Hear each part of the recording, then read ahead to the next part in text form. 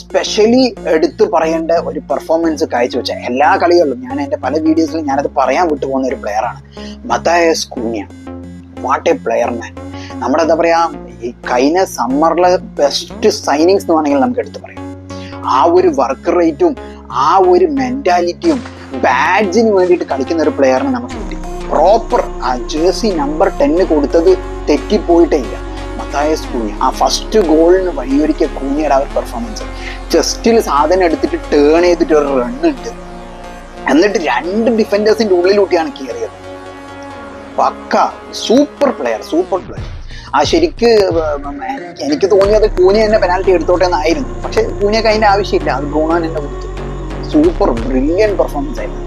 വീണ്ടും അതിനുശേഷം കൂഞ്ഞയുടെ 2-3 നല്ല മൂവ്സ് വന്നിട്ടായിരുന്നു. കൂഞ്ഞ ഗോൾ അടിക്കുന്നില്ല എന്നേ ഉള്ളൂ, പക്ഷേ ഗ്രൗണ്ടിൽ കൂഞ്ഞനെ നമുക്ക് കാണാൻ പറ്റും. കൂഞ്ഞന്റെ കളി നമുക്ക് കാണാം.